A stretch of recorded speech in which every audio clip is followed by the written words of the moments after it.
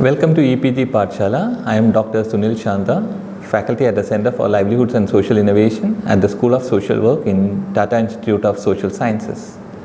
Today I will be taking the session on relationships and risk in fieldwork, which is a module related to the paper Fieldwork.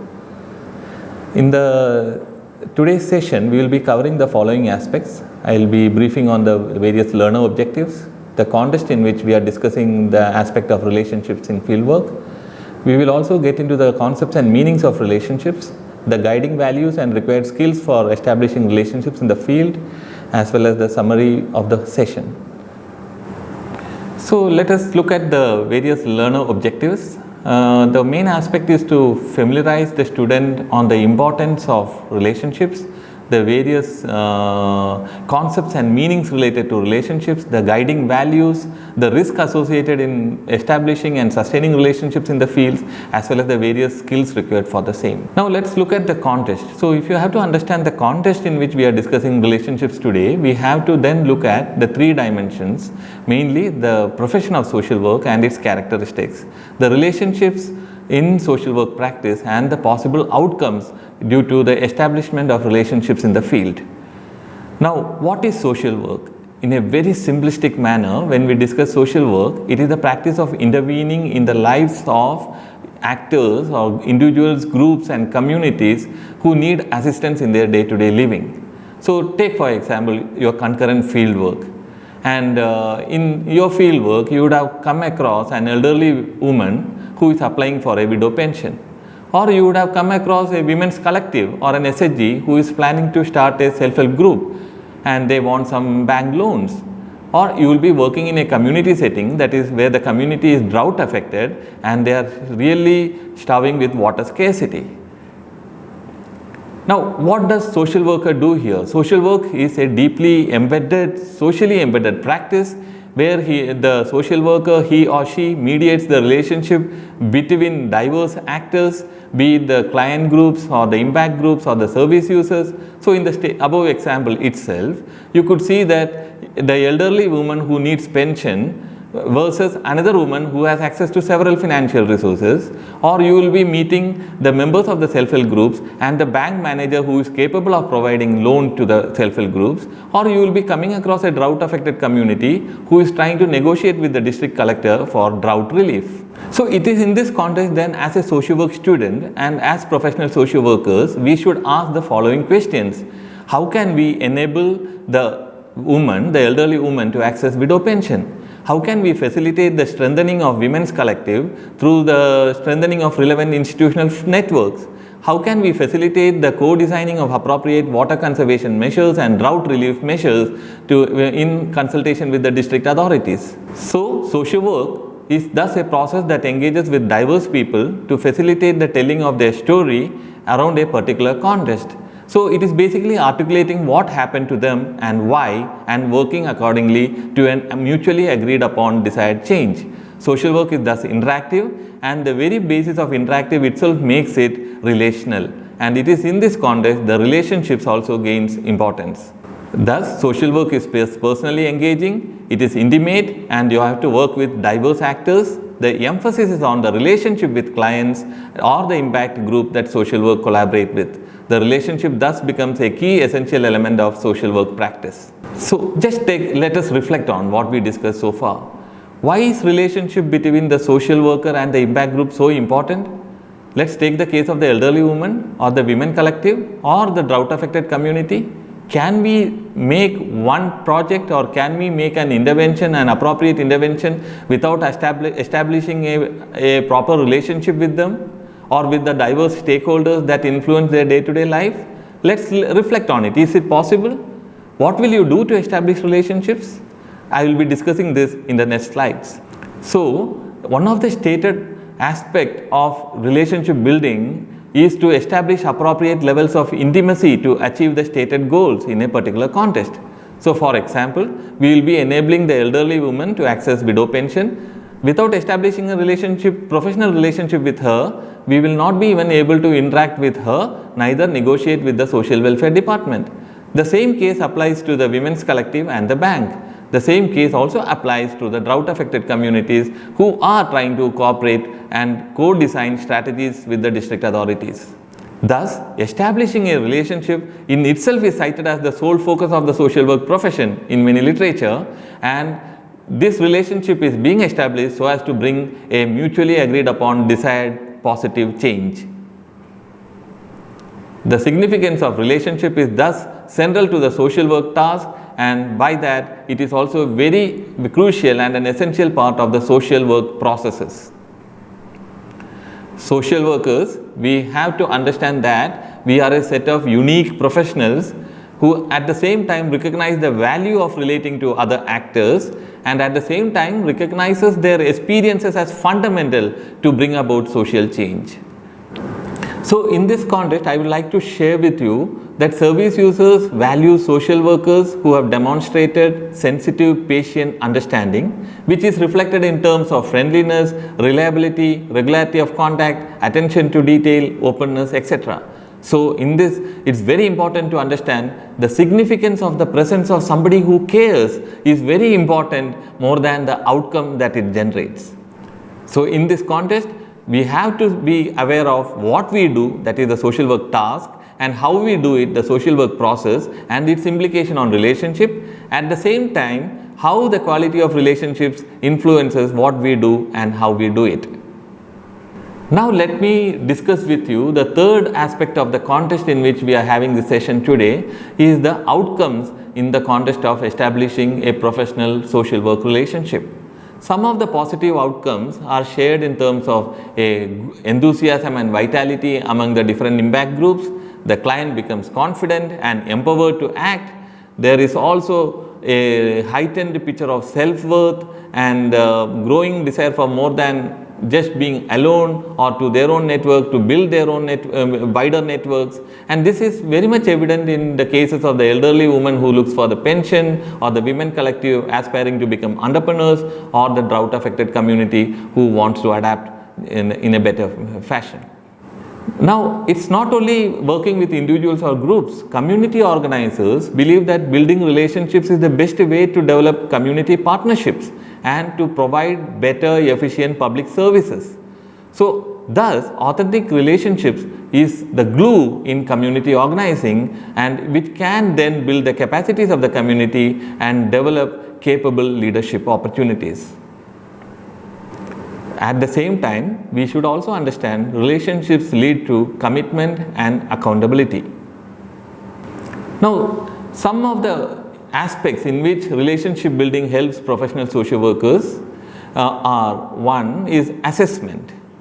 Assessment related to what? To understand what is the context, to understand the nature of the field setting. For example, you are working with the widow, elderly woman to access widow pension. Then you will be looking at what eligibility criteria does she have and what needs to be done, what papers needs to be procured or what documents needs to be procured to access the pension. Similarly, you assess what is the commitment of the group members towards the collective even after you are able to procure the bank loan.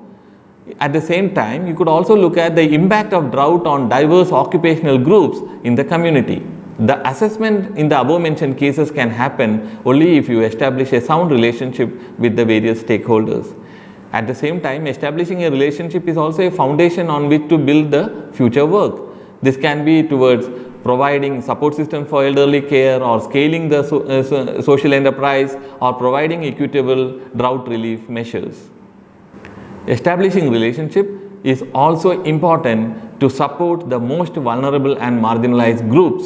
So helping the elderly woman to access the pension or accessing SHG bank loans are important. Similarly, it helps in advocacy and mediation, as well as in dealing with certain sudden onset crises like hospitalization or a job crisis, etc. Relationship building is the foundation for capacity building at the community level. In order to develop the entrepreneurial capabilities of SHGs, or you want to work with the youth, you have to establish sound professional relationships with them that is characterized by trust and meaningful reciprocity. At the same time, it also helps you to identify the various social ills like child marriage, child labor, female infanticide or substance abuse, etc. in the field. Now, as a student social worker, when you go first time to the field or in the first semester itself, you will be asking various questions that arise your curiosity. I am working with this client group, my organization has asked me to work with this impact group, but am I supposed to be their friend? How much should I reveal about myself? And should I get involved with them? These are various important questions and you may not get a direct answer at that point of time.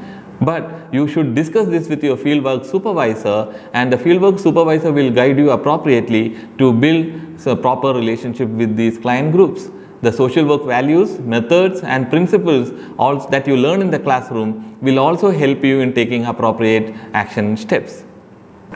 Social workers, you as students need to understand that you have to be friendly towards not only the group that you are assigned to work with, but it is not just like becoming somebody else's friend. It is not like becoming a regular friend. There are certain challenges which I will be discussing now. At the same time, you should also understand the service user or the client will also have certain expectations. They bring their own hopes, fears and expectations, and sometimes they wish for a friend, sometimes they wish for an acquaintance, or sometimes they consider you as an enemy because already they are amidst lot of uncertainty and threats. So the challenge for the social work student is to deal with these tensions between the organizational requirement to deliver what is assigned to you in an efficient and focused manner, at the same time to be a very personal, friendly and supportive social worker to the client. How do you maintain the balance is a challenge. So a budding social worker should understand that we are always going to face this particular challenge, and it is by learning to balance these professional expectations with the personal, and that we will be able to build our own professional self, and the relationship becomes the core of the professional self. What do you mean by relationship? Relationship, it begins with just an association of individuals or groups, but it is also shaped by certain relational boundaries.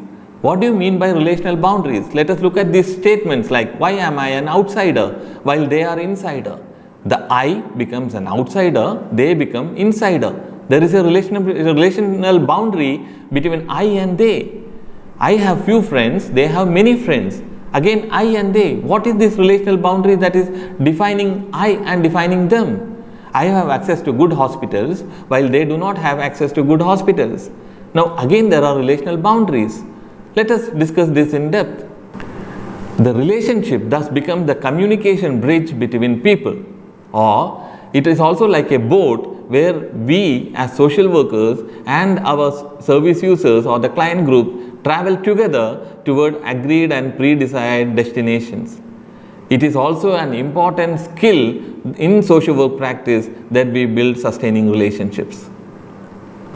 The bridge that we discussed earlier is a bridge between two different worlds, the world of the social worker versus the world of the service user or the impact group. And this bridge can be only constructed through empathy and self-knowledge. And why are we traveling together in this bridge is to understand the similarities and differences of these two worlds. Let us look at what Hamilton had to say about relationships.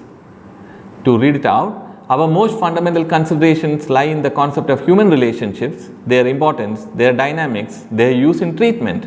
Relationships can only be experienced directly, although their meaning can be rationally and reflectively assimilated.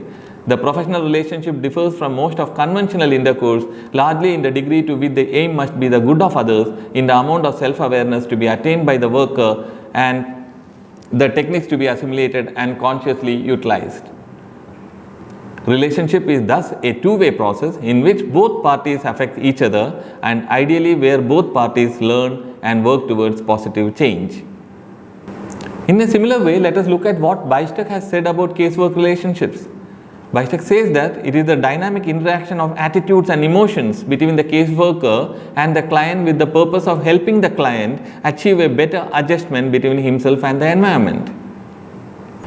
Compton and Galloway has mentioned few essential elements in relationship building like concern for the clients, acceptance of obligation towards clients, acceptance, considering the individual as unique, empathy, openness and consistency, and appropriate use of authority and power as important criteria to build sustaining relationships. Later on, other social workers and social work practitioners have also brought in self-determination as an important component of this understanding. Now, what are the guiding values to build sustaining relationships? One of the foremost important aspect of this is transparency. Transparency with the client helps in negotiating better accountability prospects between the professional and the client group. It will also help in protecting the social worker and the client from potentially harmful behavior. Transparency in relationship is always accompanied by mutual care and appreciation of one another. Yet another important value component is trust.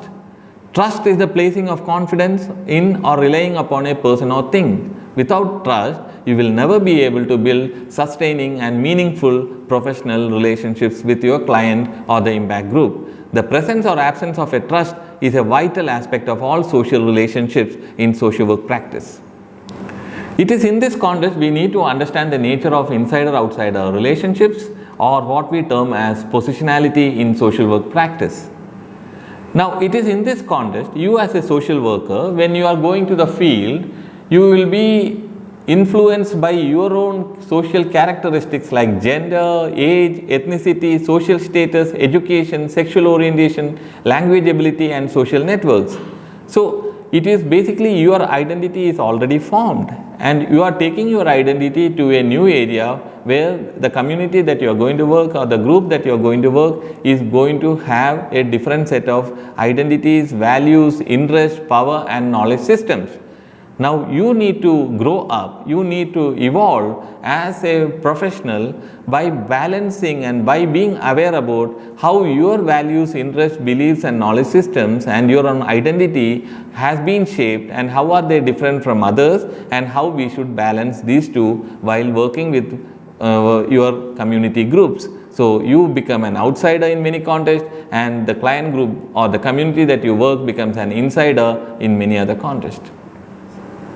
So, apart from your own positionality, the self-interest of yourself and your client group is also very important. Self-interest reflects the self among others.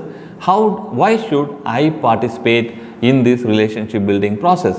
Why should I cooperate with the social worker? Why should this particular community cooperate with you in developing a particular project? The self-interest becomes important, and relationship becomes an influential factor in shaping the self-interest as well.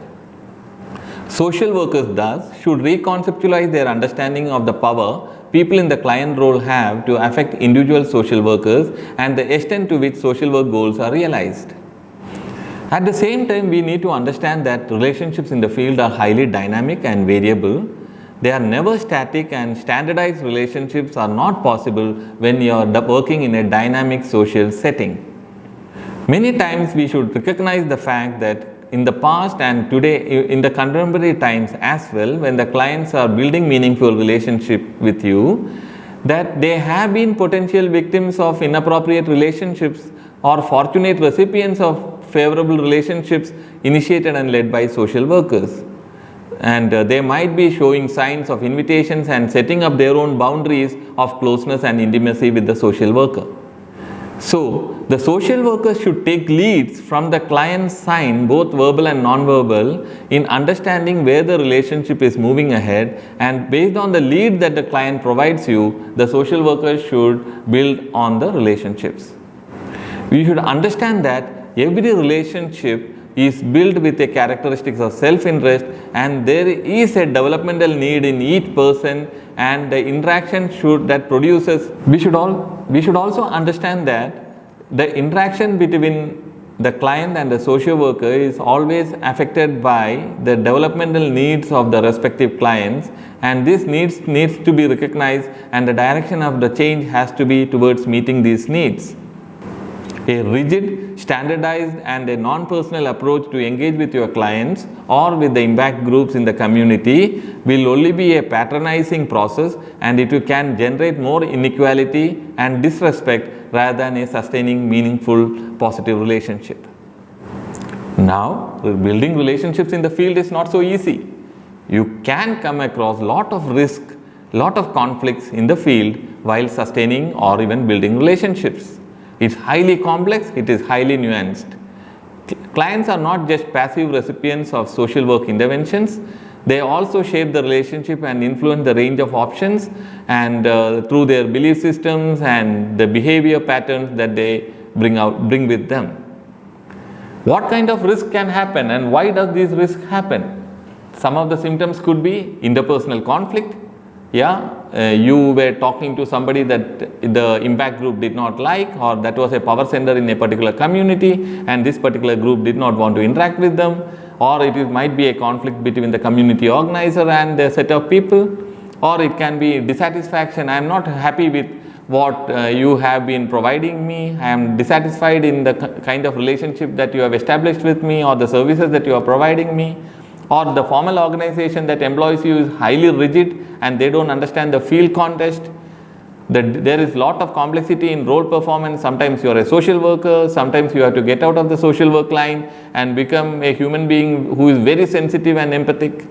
And there are also problems of social transition that happens around a particular impact group. It can be migration, it can be drought, or it can be, say for example, people are unemployed due to certain crisis, there is shortage of money, and all these could affect and emerge as risk in sustaining relationships.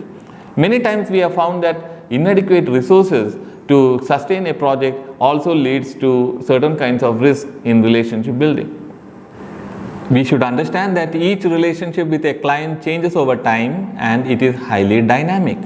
So we should also know this fact that the client is in such a situation of influencing the closeness between the worker and the client, and the choice of activities undertaken between the client and worker will also change when the relationship change, and also the client has the self-determination to decide when he or she can end a particular relationship with a social worker.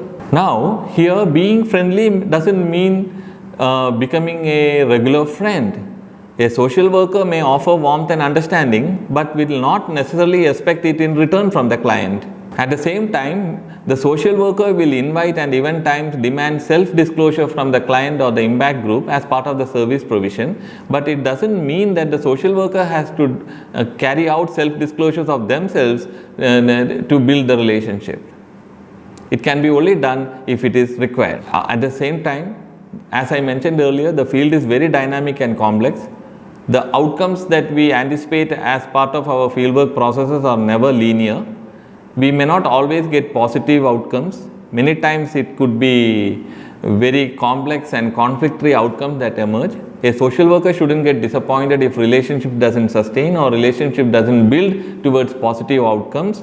The social worker should keep on continuing to work towards those issues and address the root causes of the problem that has emerged in relationship building. At the same time, we should be cautious over the various techniques of relationship building that emerge. Techniques that are highly mechanical and materialistic and doesn't match the real needs of the client groups can tend to fail.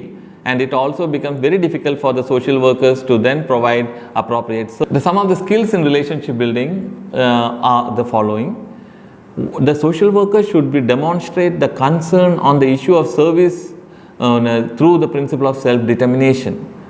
He or she should show an interest in conveying warmth, generating an atmosphere of trust.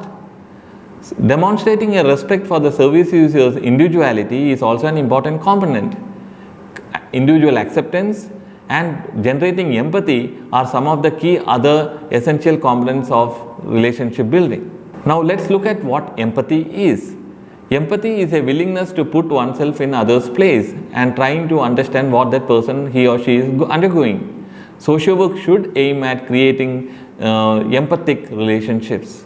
It is about innovation with compassion and empathy that will help social work practice rather than mechanical and technical aspects of interventions. Yet another aspect of skills in relationship building comes along with reflective listening, which is a practical manifestation of empathy. It involves a worker responding in an understanding manner to the comments made by the client. So reflective listening sometimes mean that, oh, the eye contact is very important. Yes, I understand what you're saying. Please tell me more. And your eye is more sensitive and you're focusing on the client group. Or at some other times, it also says that, yes, I understand, I appreciate what you're saying. Can you tell me more? So your verbal and non-verbal communications itself indicates for the client to open up and tell you more about what he or she is going through or what ideas he or she has to move ahead in their lives. Yet another important aspect that we as social workers should keep in our life is optimism and worker optimism. Think positively is something else that is a value system, at the same time a skill that we will generate or we will build as we move ahead in our field. There are many complex, as I mentioned earlier, there are many complex circumstances that will happen in our field, but we should always be positive that be it short term or long term, we will be generating positive success stories. Yet another important skill that we should have is humor. Many times you can break loose a particular situation by being sensitive, at the same time through jokes or through certain humorous statements that releases the tension between the client and the social worker or between communities, groups and authorities. So, but the humor that or the jokes that you spread should be more of timely, and it should be sensitive. It shouldn't create more pain to the people who hear that. And but we have seen in literature, social scientists have found that humor has an important role to play in building and sustaining relationships in the field. Yet another skill is related to self-disclosure, and this is also about maintaining professional boundaries or relational boundaries. A social worker should not detail out all the intimate details about his or her life, and it should be only brief and used for the purpose of showing empathic concern toward the client situation. Yet another important component which acts as both as a skill and to many extent as a principle itself is to locate the collective interest of groups while framing collective action projects. It should be the relationships will sustain and positive outcomes can be generated if it is only located, the projects are located based on the collective needs and collective self-interest that the social worker is able to engage with the clients or the impact groups to unearth. To understand this collective self-interest as well as the individual interest of your impact group, certain other skills that will help you and techniques that will help you to move ahead is one-to-one conversations. So one-to-one conversation promotes active listening, where the social worker focuses on the answer that the client or the impact group gives you, and which you will be probing it further to understand the meaning behind it and discussing on appropriate actions to be taken ahead. So to summarize, I have discussed with you the various objectives of learning fieldwork and learning relationships in the field. It is also about what is meant by relationships and why is it significant in the context of fieldwork in social work. We also discussed about the various values that will guide relationship building. We also discussed about the various risks and conflicts that could happen in the field in sustaining meaningful relationships. At the same time, the essential skills that are required to maintain sustainable relationships, sustainable professional relationships in social work practice. Thank you.